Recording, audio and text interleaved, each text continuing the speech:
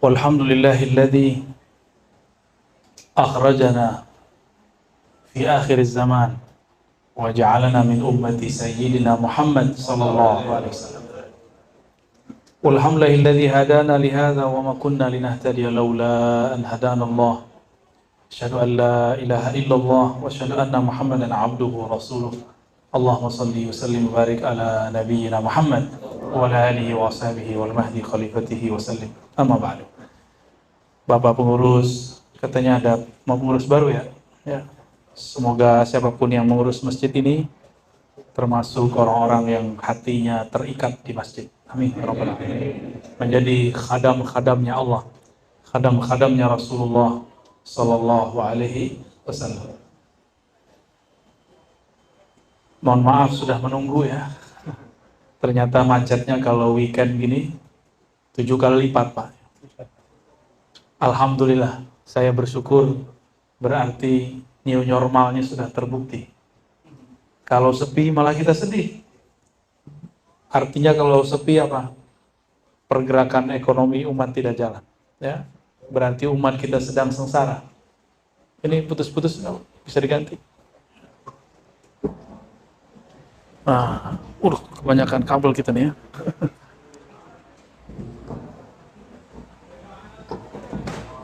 Oke. Ini zaman banyak kabelnya. Ya sudah. Baik, Bapak Ibu yang dimuliakan Allah. Mau dengar teori apa dengar cerita? Kalau teori Nur Muhammad. Kalau cerita Nabi Muhammad. Itu beda tuh. Tapi dia juga. Pilih mana? Waduh, tamak sekali ya. Maunya dua-duanya. Abu Hurairah dalam riwayat Imam Tirmizi mengisahkan dialog yang sangat dekat sekali antara Rasulullah dan para sahabat. Apa kata sahabat-sahabat Nabi? Mata wajabat lakan nubuwah. Kita coba ya. Mata wajabat, wah lebih sahih ini ya. Ini kurang sahih Pak, ini hasan ini. Yang tadi dhaif. Mata wajabat lakan nubuwah. Apa kata sahabat-sahabat Nabi? Wahai Rasulullah, kapan diwajibkan atas engkau kenabian? Itu terjemahan harfiahnya. Secara maknawi diartikan kapan engkau ditetapkan jadi nabi. Ini hadis siapa nih? Hadis riwayat Imam At-Tirmizi. Imam Tirmizi wafat 279 Hijriah. Gurunya Imam Bukhari wafat 256 Hijriah. Jadi ini berguru ke Imam Bukhari. Dia punya kitab judulnya Al-Jami' As-Sahih, sekarang dikenal dengan Sunan At-Tirmizi.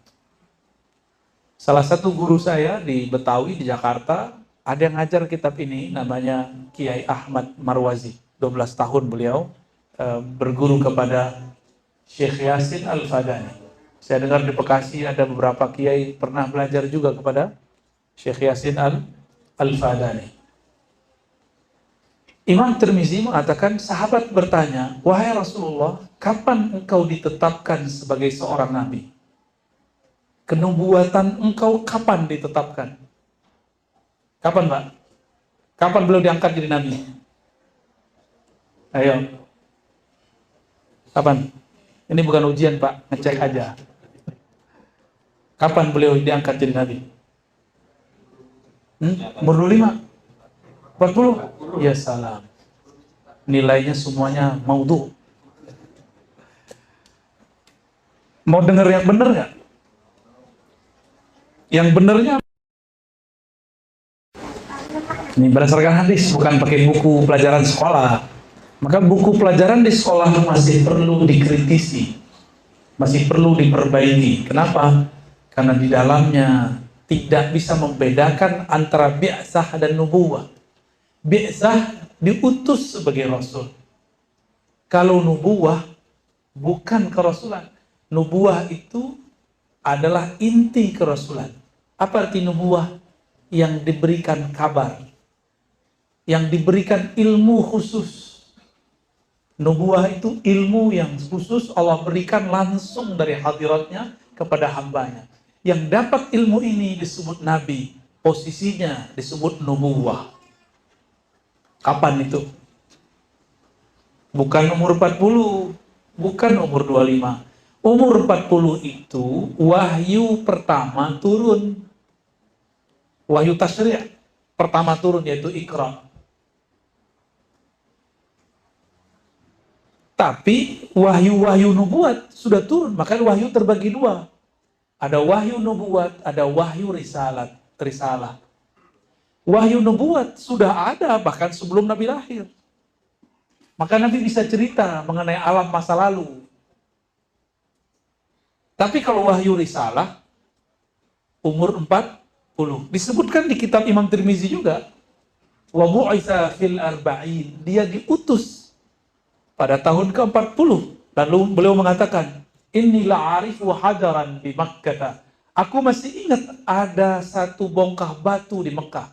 Yusallimu alayya. Menyapaku waktu aku berada di Mekah. Pada malam unzila alayya. Pada malam aku diangkat menjadi seorang Rasul. Jadi Nabi itu ketika diangkat jadi Rasul, itu alam semesta mengucapkan salam. Hatta sebongkah batu yang keras itu tahu bahwa yang dekat yang melewatinya seorang Rasul Sallallahu Alaihi Wasallam. Itu umur berapa? Jadi kalau wahyu risalah kerasulan diangkat jadi Rasul benar 40. Kalau diangkat jadi Nabi tidak ada riwayat yang menyebutkan satupun bahwa beliau diangkat jadi Nabi umur 25. Nggak ada, Pak. Menikah umur 25. Benar? Ya, benar nggak? Bapak menikah umur berapa? 30. Itu yang keberapa kalinya? Yang terakhir dan pertama. Setia amat, Pak. Nabi Muhammad SAW menikah umur 25. Diangkat jadi Nabi sebelum itu. Ada kelompok ekstrim sekarang, nggak paham. Saya dituduhnya sesat. Karena mengatakan bahwa sebelum Nabi Adam sudah ada Nabi. Nanti Bapak dengerin riwayat ini. Nabi ketika ditanya, Mata wajabat lakan nubuwah. Kapan ditetapkan engkau sebagai seorang Nabi? Apa jawaban beliau? Adam baina ma'in wa tin. Aku sudah diangkat menjadi Nabi. Adam baru tanah, baru air. Berarti Nabi Adam udah ada apa belum? Berarti Nabi pertama siapa? Nabi Muhammad. Itu dalilnya. Saya ngada-ngada atau mereka yang jahil? Saya ngada-ngada atau mereka yang tidak mengenal hakikat nabinya? Padahal semua sahabat mengenal itu. Katanya ikut akidah para sahabat. Tapi ternyata giliran begini nggak baca. Katanya ikut sunnah Nabi. Manhajnya manhaj sunnah Nabi. Tapi hadis Tirmizi pun tidak tamat. Bapak saudara sahabat yang dimuliakan Allah. Nabi sudah diangkat jadi Nabi sebelum Nabi Adam. Maka beliaulah awwalu nabiyyin. Itulah kalam beliau dalam hadis Imam Hakim. Kuntu nabiyyan. Aku sudah diangkat jadi Nabi. Adam belum tercipta. Inilah yang dikatakan oleh Sayyidina Isa. Inni mubasyirun bi rasuli ya'ti wa mubasyirun bi rasuli. Aku ditugaskan menjadi mubasyir, membawa misi kabar gembira. Apa kabar gembiranya? Akan muncul seorang Rasul setelahku. Namanya Ahmad. Nabi Isa itu Ruhullah, benar kan? Nabi Isa itu Ruhullah, percikan dari Ruh Allah. Dari mana Ruh Nabi Isa ini? Dari Ruh Nabi Muhammad. Namanya Ahmad. Jadi ruhnya Nabi Muhammad punya nama. Ada, namanya apa? Ahmad. Siapa yang tahu namanya? Nabi Isa. Nabi Isa kabarin itu di Quran. Mubasyirun bi rasulin ya'ti min ba'dihi ismuhu Ahmad. Jelas ayatnya. Lalu Ahmad itu apa dan siapa? Ahmad itu adalah hembusan ruh Allah yang pertama. Maka bernamalah Ahmad itu Ruhullah. Apa namanya? Ruhullah. Di saat itu belum ada langit, belum ada bumi. Bahkan belum ada langit, belum ada bumi. Sudah ada Ahmad Ruhullah. Apa arti Ruhullah? Hembusan Allah Subhanahu wa ta'ala. Jangan dibayangkan hembusan kita, Pak. Hanya Allah yang tahu rahasianya. Seperti apakah, bagaimanakah. Kapankah itu masanya? Itu masa sebelum masa alam penciptaan. Ini alam penciptaan disebut alamul hudus atau alamin. Ahmad sebelum itu. Disebut oleh ulama kita dengan istilah azaliyah. Apa istilahnya? Azaliyah. Ya. Jadi, sebelum alam ini sudah ada Nabi Muhammad namanya Ahmad. Itu masa sebelum ada masa. Waktu sebelum ada waktu. Alam sebelum ada alam. Susah nyebutnya itu. Waktu sebelum ada waktu, apa dong Pak? Ya hanya Allah yang tahu. Maka ulama kita mensimbolkan dengan istilah azali. Apa arti azali? Prawaktu. Itulah Ahmad. Allah berfirman, Kul huwallahu ahad. Ahad itu qadim. Masanya kapan? Sebelum azali lagi. Sebelum azali, itu namanya masa ahadiyah. Allah hanya sendiri dengan ketunggalannya, keesaannya. Jadi Allah maha jomblo, Pak. Hanya Allah yang boleh sendiri. Bapak nggak boleh sendiri, Pak ya? Telat umur 30. Kirain 30 itu udah ketiga kalinya. Ya, yang sono menambah. Baik, fokus Pak ya. Saya yang nggak fokus, Bapaknya udah serius-serius amat ya. Lalu Ahad ini disebut masa sebelum adanya masa azaliyah. Hanya dialah sendiri. Maka disebutlah Allah wujud qidam baqa, qidam qadim. Ini masanya. Saya mau tanya Pak, kalau kita tawaf berapa kali tawaf? 7 kali ya. Baru kemudian kita keluar ke sa'i. Alam semesta ini sebenarnya tawaf, bergerak. Perputarannya juga sama. 7 kali alam semesta bergerak. Itulah satu kiamat. Baru 1 hari di alam azali.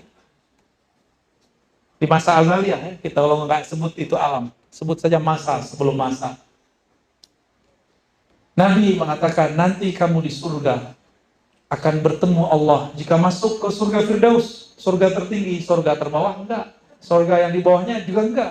Hanya surga tertinggi. Bertemu Allah di waktu pagi dan sore. Tapi, jangankan pagi dan sore. Dalam hadis yang sahih riwayat Imam Muslim, Tirmizi dan lainnya, satu pohon di surga, kalau dilewatin 100 tahun, baru selesai ujungnya. Bayang-bayang di bawah. Itu kalau kita jalan dari ujung kiri ke ujung kanan 100 tahun. Gimana Pak? Pohon di surga tuh. Pohon di surga itu satu biji, subhanallah. Maka Bapak kalau baca subhanallah, langsung Allah tanam satu pohon di surga. Dan tingginya sangat tinggi, panjangnya sangat panjang. 100 tahun perjalanan baru bisa diselesaikan. Nabi mengatakan, kamu satarawna rabbakum, engkau akan memandang kepada Allah di surga Firdaus. Cuma hanya di waktu pagi dan sore. Antara pagi dan sore 500 tahun, sore ke pagi 500 tahun, siang malam di sana sama dengan 1000 tahun. Berarti bertemu Allah cuma sekali 500 tahun. Lama atau cepat itu Pak? Nggak ada apa-apanya 30 tahun menjomblo. Nggak ada apa-apanya. Dari pagi menuju sore, berapa tahun? 500 tahun. Sore ke pagi, nunggu 500 tahun baru ketemu Allah.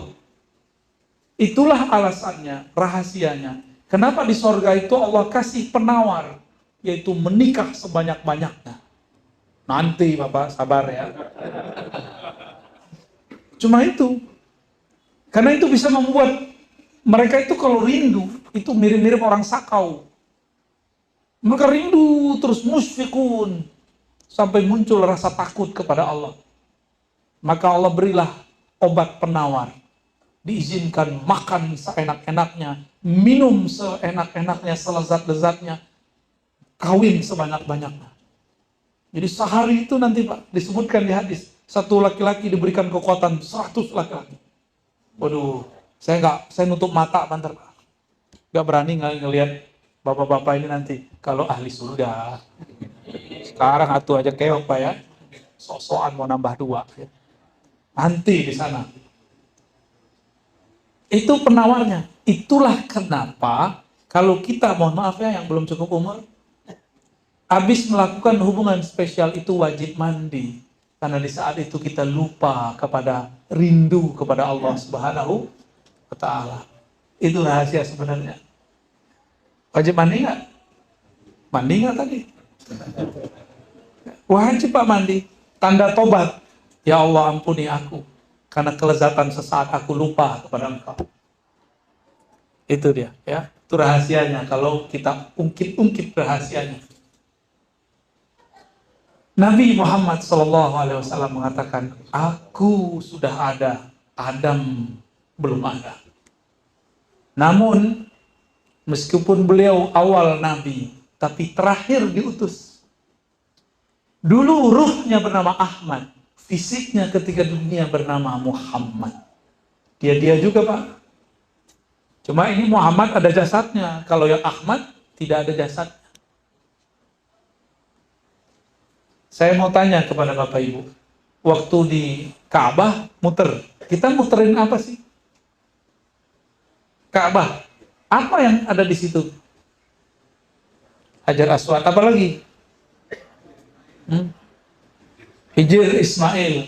Itu adalah rumah untuk ibadah yang dulu dibangun oleh Nabi Ibrahim dan Nabi Ismail. Ternyata sebelum itu, dulu, awal-awal Nabi Adam baru turun di muka bumi, itu dikabarkan malaikat dulu tawaf di tempat yang sama. Namanya Bakkah. Ketika terjadi banjir besar, maka Allah angkatlah Ka'bah itu ke langit. Jadilah namanya Al-Baitul Ma'mur. Dan Allah bersumpah dalam surat At-Tur, Wal Baitil Ma'mur. Dan demi rumah-rumahku yang dimakmurkan, yang diramaikan. Siapa yang meramaikan rumah Allah? Dan ini disaksikan oleh baginda Nabi Muhammad SAW ketika beliau diperjalankan Mi'raj. Sampailah beliau di langit ke-7. Apa kata beliau? Aku melihat Nabi Ibrahim bersandar di tiang masjid atau tiang Ka'bah langit Al-Baitul Ma'mur. Kakinya selonjoran. Rambutnya sudah sedikit beruban. Nabi Muhammad kalau melihat Nabi Ibrahim mirip sama mukanya. Itu saya apa kakek saya? Kira-kira gitu. Mirip sekali. Dari mana kita tahu? Dalam hadis yang sama riwayat Imam Tirmizi. Imam Tirmizi mengatakan Nabi bersabda, Urida alayya al-anbiya. Para nabi ditunjukkan wajahnya kepadaku. Lalu beliau mengatakan, tiba-tiba aku melihat Nabi Fulan mirip Fulan, Nabi Fulan mirip sahabat Fulan, adapun Nabi Ibrahim mirip sahabatmu yang di depan. Begitu kata Nabi Muhammad sallallahu alaihi wasallam. Berarti maksudnya mirip Nabi Muhammad nggak? Mirip, sangat mirip.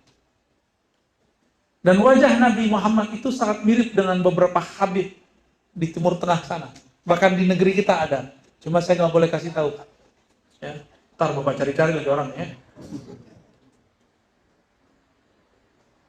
Nabi Muhammad mengatakan, ketika aku melihat Al-Baitul Ma'mur, setiap hari langit. Hari di langit, ya. Hari di langit itu, satu hari kita 500 tahun di sana. Mereka masuk 70.000 dan tidak pernah keluar lagi. Gak tahu kemana tuh. Masuk 70.000 setiap hari. Jadi satu harinya 500 tahun. Apa yang mereka lakukan? Mereka berkeliling tawaf. Maka siapapun yang bertawaf penuh dengan hikmat di bumi, pahala malaikat di langit akan diberikan kepadanya. Mereka lah yang disebutkan dalam surat Ghafir.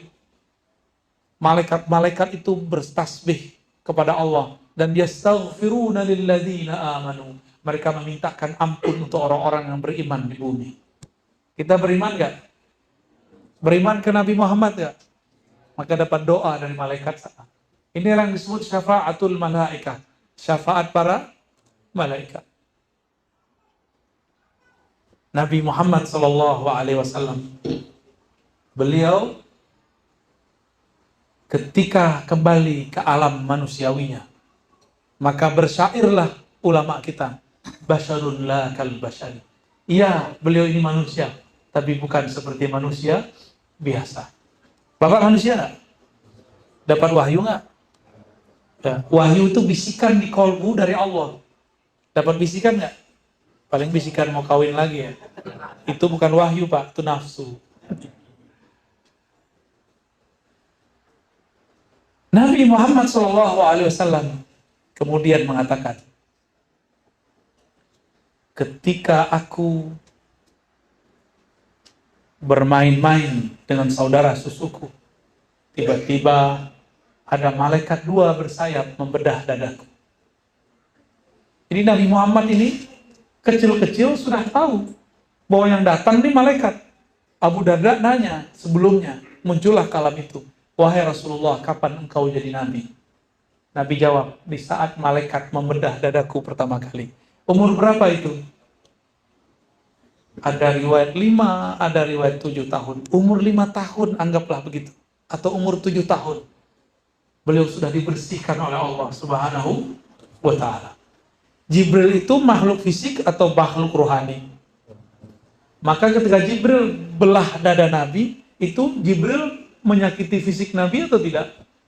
Enggak, karena beliau makhluk rohani, yang dibedah itu rohaninya Nabi Sallallahu Alaihi Wasallam. Walaupun ada efek di fisiknya, tapi tidak menyakitinya. Sallallahu Alaihi Wasallam. Ternyata selevel Nabi, ketika dibuka jantungnya, masih ada noda, 1, 2 noda di dalamnya.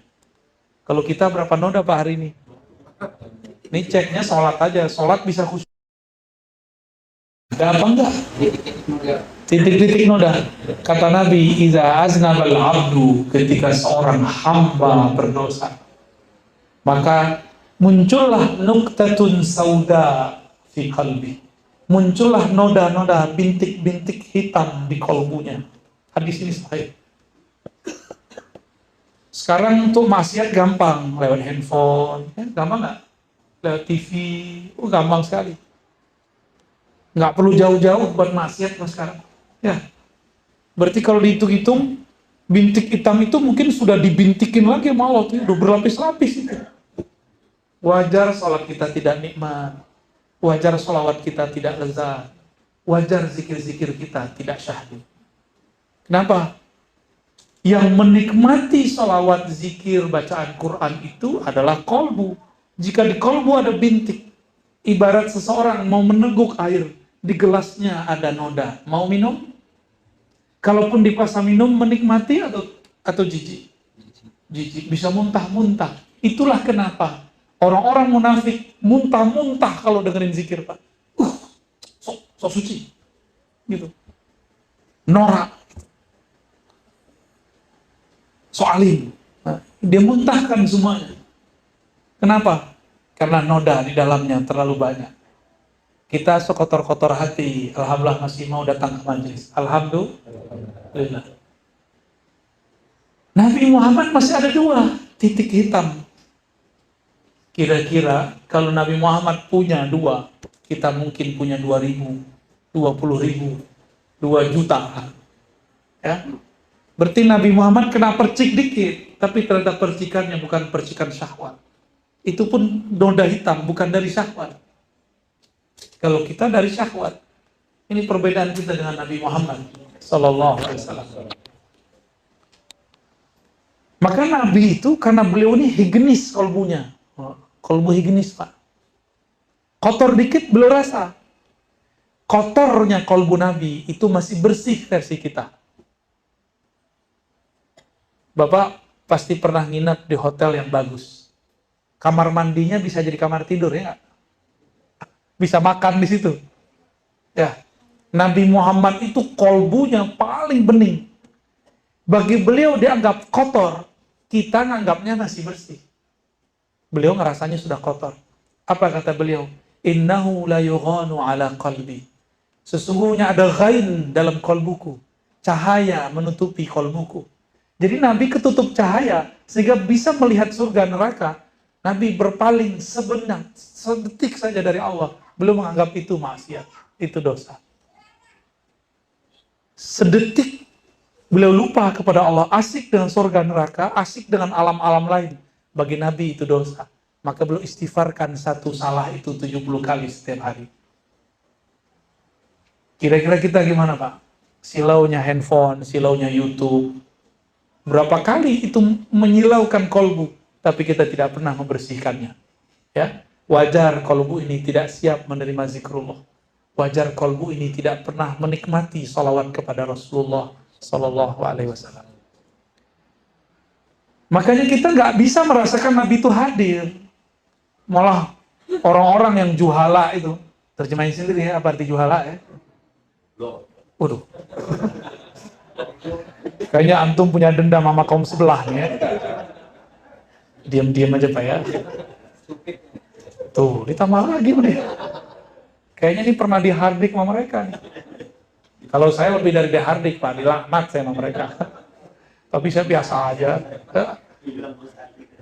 Betul, dibilang dajjal saya. Lah, dajjal mata kita masih ada dua. Ya salam, ya salam. Mereka bilang saya dajjal, tapi mereka nggak percaya keturunan Nabi. Padahal Al-Mahdi keturunan Nabi. Siapa yang dajjal ya? Nanti dibalik Pak, Al-Mahdi yang asli Dajjal yang asli disebut Al-Mahdi. Akan ada masanya. Kalau nggak sanggup minta meninggal duluan Pak ya. Serius nanti ngomong serius. Kalau nggak sanggup, mending minta wafat sebelum. Tapi kalau ingin berjuang, ayo hidupkan majelis maulid. Karena kalau hidupkan majelis maulid, nanti kita akan mempelajari kisah-kisah Nabi.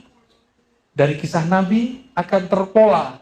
Oh begini karakter Imam Mahdi di akhir zaman. Nanti karakternya nggak jauh beda. Saya sebutkan hadis tadi. Kapan engkau ditetapkan jadi Nabi ya Rasulullah? Ya.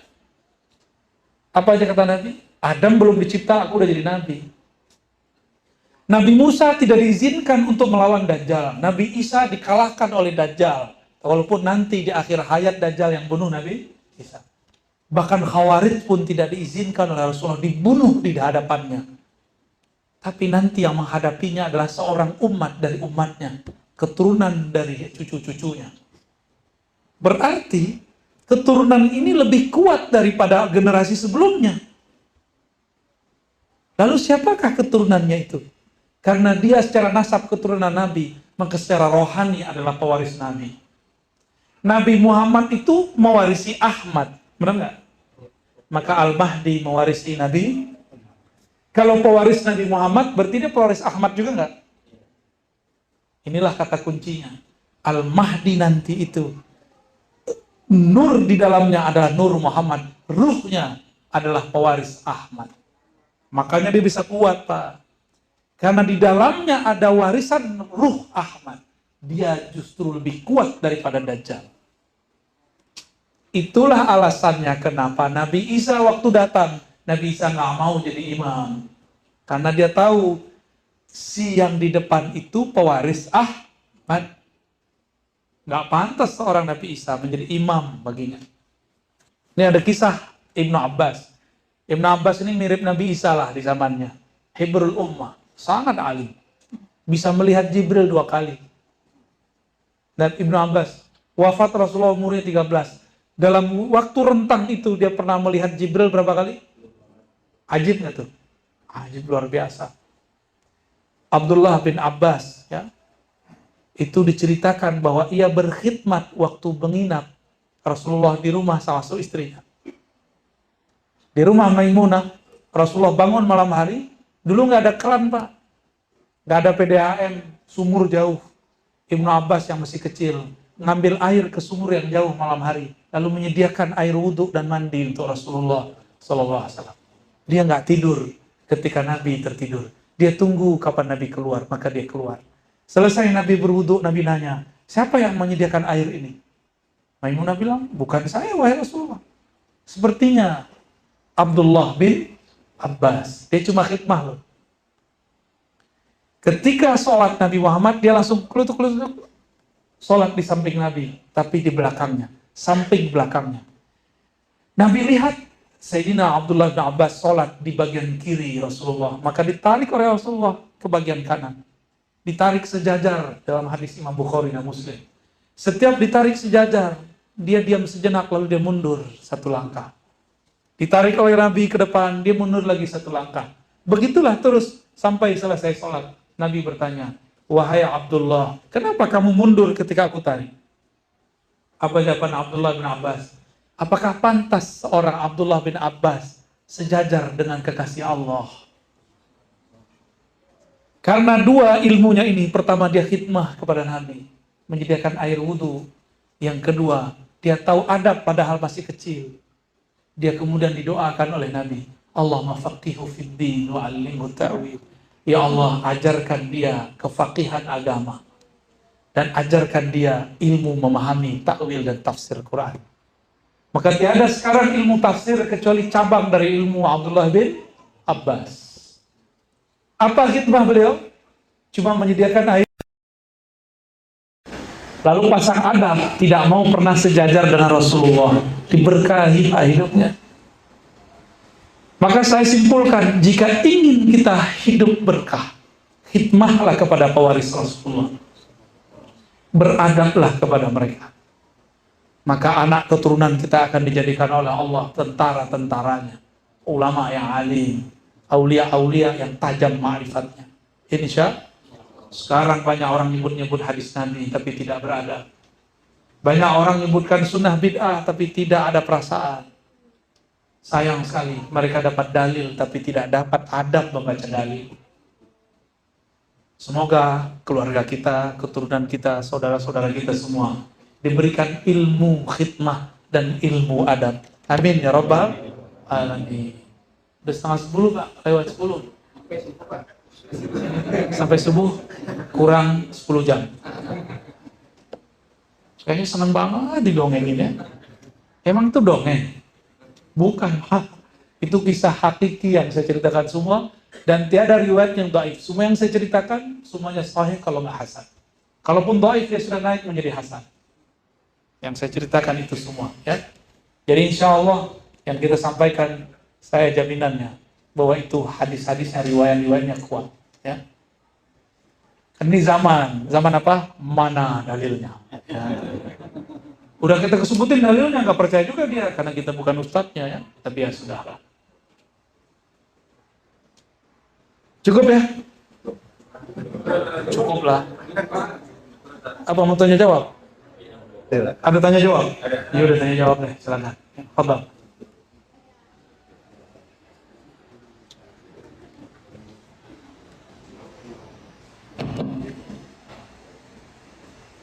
Demikian yang disampaikan oleh Mujarrad Zikir dari jamaah. Ada yang mau bertanya? Silakan.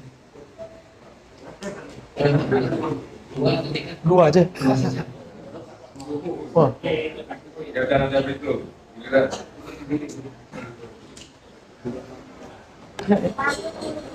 Assalamualaikum Pak Ustaz. Waalaikumsalam warahmatullahi.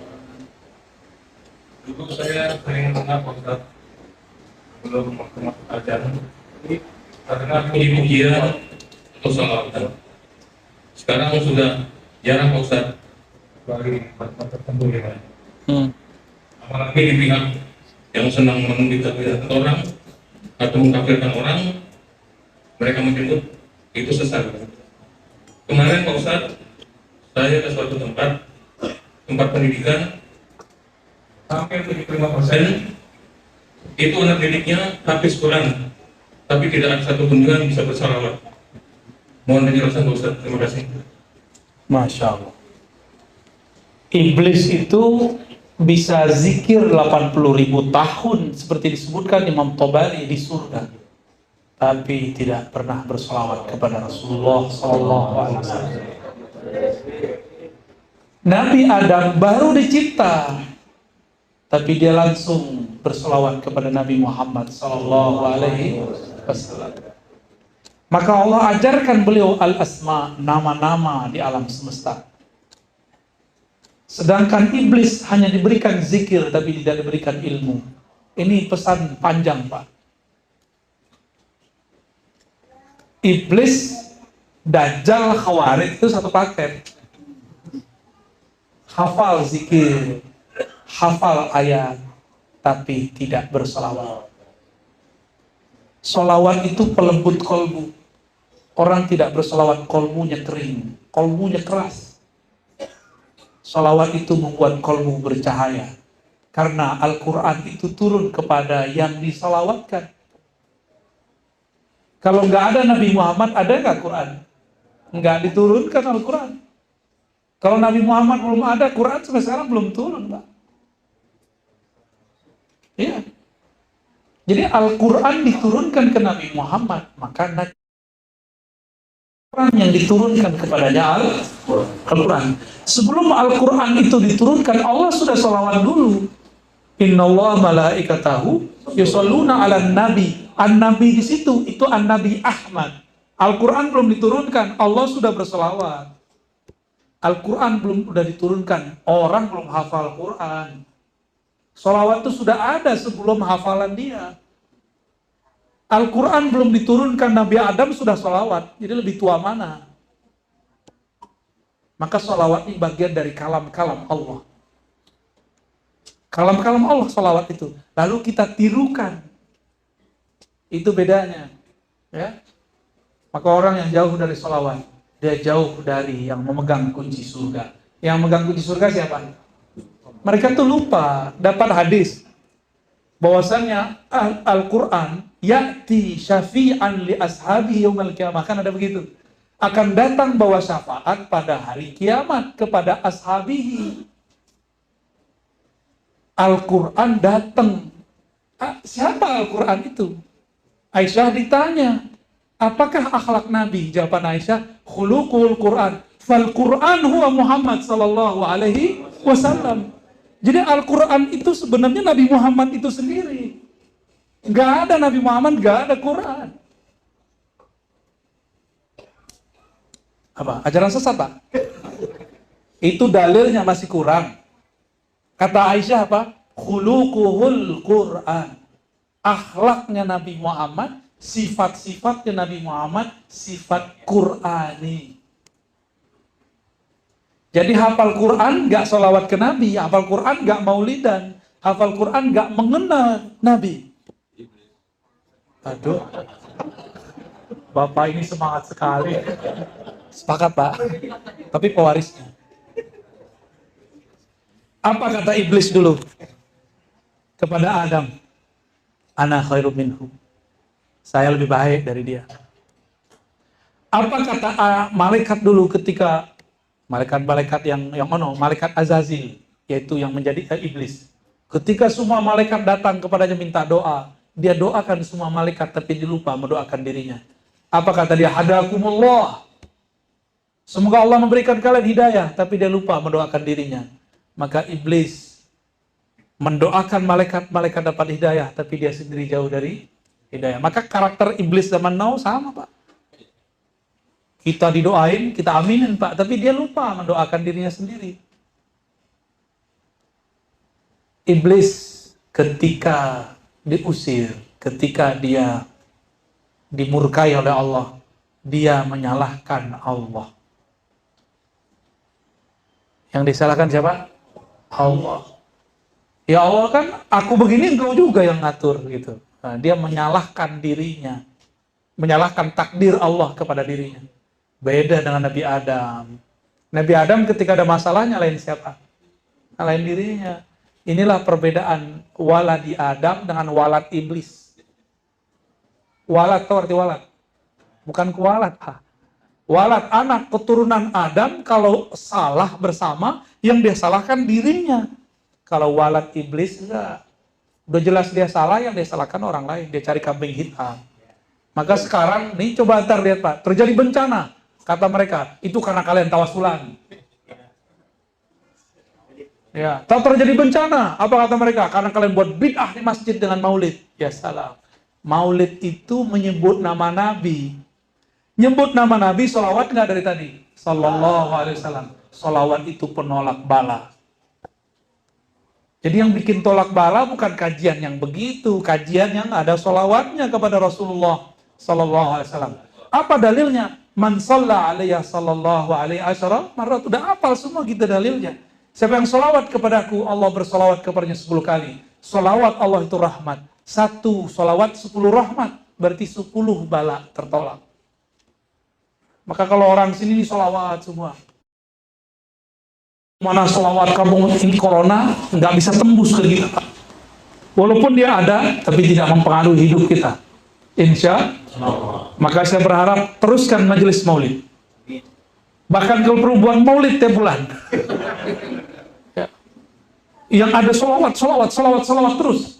Supaya kita tambah kenal Rasulullah. Bahwa Rasulullah itu rahmat. Rasulullah itu bukan sesuatu yang menegangkan. Terakhir saya menyebutkan ya. Abdullah bin Mas'ud itu mengatakan, kami kalau mendapatkan suatu pengalaman spiritual, kami menganggapnya itu rahmat. Kalau kalian menganggapnya aneh-aneh, kata beliau. Dulu ketika kami makan bersama Nabi, sami'na tasbihat ta'am. Kata Abdullah, kami dengar itu makanan bertasbih. Canggih nggak sahabat Rasulullah? Dengar Pak, air tasbih. Udah dapat belum ilmu begitu? Belum ya? Gimana ntar jadi tentara akhir zaman? Sahabat yang bisa berdialog dengan alam itu, mereka yang selamat waktu ketika ada perempuan Yahudi meracuni Nabi. Nabi disalamin oleh daging yang diracuni. Ya Rasulullah, assalamualaikum, ana masmumah. Bukan masmumah, itu bukan nama. Bagus ya namanya? Masmumah. Jangan kasih nama anak masmumah. Masmumah itu artinya diracun. Penting Arab bagus tak? Enggak. Jadi itu si daging diracuni oleh perempuan yang menyajikan, mengundang Rasul. Dia pengen uji, kalau ente benar Rasul pasti disapa. Sahabat yang lain ada yang bisa berdialog dan bisa mendengarkan salamnya. Daging. Ketika mereka mau makan, kedengeran ngucapin salam. Assalamualaikum. Assalamualaikum ya Rasulullah. Ini bukan khurafat Pak, ini asli. Ini riwayatnya sahih semua. Abdullah bin Mas'ud yang bercerita. Kami mendengar tasbih. Tapi ketika kejadian di masa yang lain, Nabi Muhammad diundang perempuan yang ingin menguji kerasulan Nabi. Sahabat-sahabat sudah makan. Mereka yang makan tidak pakai bahasa basmalah, mati di tempat. Yang pakai basmalah cuma sakit-sakit perut aja Pak, main cerak aja besok. Ya, itulah hebat Bismillahnya sahabat Nabi. Kecuali Khalid Al-Walid, kalau dia baca Bismillah, tidak ada satupun yang merusak badannya. Itulah debus Al-Khalidiyah, Thariqat Khalid bin Walid. Itu terjadi ya. Jadi nggak usah khawatir Pak, biarin aja mereka ya. Kita buat majelis maulid. Siap Pak pengurus? Pengurus yang baru? Nanti ada Mi'raj, buat lagi. Ada Rajaban, buat lagi. Ada Sya'ban, 15 Sya'ban, buat lagi majelis. Semua majelis itu mengingatkan kita kepada amal-amal Nabi Muhammad sallallahu alaihi wasallam. Itu bukan amal NU Muhammadiyah PRT, bukan. Sebelum ada NU Muhammadiyah sudah ada 15 Sya'ban. Di Sya'ban sudah ada sebelum itu. Sebelum semua mazhab sekarang ada, sudah ada. Ya, sebelum ada NU Muhammadiyah, sebelum ada Salafi, sebelum ada Jamaah Tabligh, udah ada belum Maulid Nabi? Udah ada. Yang buat bukan orang Syiah, yang buat Sultan Muzaffar, Salahuddin Al-Ayyubi. Semuanya Ahlus Sunnah wal Jamaah. Satu lagi ya pertanyaannya, yang di belakang. Ya, betul. Assalamualaikum warahmatullahi wabarakatuh. Assalamualaikum. Semoga Ustaz selalu dalam Amin ya Rabbi. Tadi Ustaz yang menyebut tentang Nur Muhammad, Ustaz mohon diberikan kejelasan. penjelasan. Lalu yang kedua, saya pernah dengar ceramah mengenai cara membangkitkan Nur Muhammad. Mungkin Pak Ustaz bisa menjelaskan lebih dalam lagi. Terima kasih. Wassalamualaikum warahmatullahi wabarakatuh. Assalamualaikum. Nur Muhammad sallallahu alaihi wasallam. Nur itu adalah sesuatu yang membuat kita bisa melihat sekitar. Itu yang disebut nur. Nur Nabi Muhammad sallallahu alaihi wasallam ini adalah pancaran yang muncul dari ruh Ahmad. Jadi ketika beliau mengatakan kuntu nabiyan, aku sudah jadi nabi. Adam belum sudah ada nur Nabi Muhammad. Mana lagi dalilnya? Dalilnya Allah berfirman, Allahu nurus samawati wal ard. Nurnya Allah itu namanya Nur Muhammad. Ya. Lalu apalagi dalilnya bahwa yang awal dicipta Allah Nur Muhammad? Ada, tapi bukan pakai hadis palsu, pakai Quran aja. Pakai Quran cukup. Dalam Al-Quran mirip lafaznya dengan doa iftitah. Inna salati wa nusuki wa mahyaya wa mati lillahi rabbil alamin. Terus di ujungnya wa ana awwalul muslimin. Aku adalah yang pertama muslim. Jadi Nabi Muhammad mengatakan aku yang pertama muslim. Islam, apa arti Islam? Tunduk kepada Allah Subhanahu wa ta'ala. Yang pertama tunduk itu, itulah Nur Muhammad sallallahu alaihi. Jadi guru-guru kita dari dulu mengatakan inilah dalil di Quran mengenai awalul muslimin. Jadi kita nggak perlu pakai dalil awwalu ma khalaqallahu nura nabiyyika ya Jabir, itu hadisnya dhaif. Laulaka ma khalaqtul aflaq, kita nggak perlu pakai hadis itu. Kalau bukan karena engkau tidak diciptakanlah alam semesta. Kita nggak perlu pakai riwayat itu. Itu riwayat semuanya bermasalah. Kita cukup pakai riwayat yang sahih.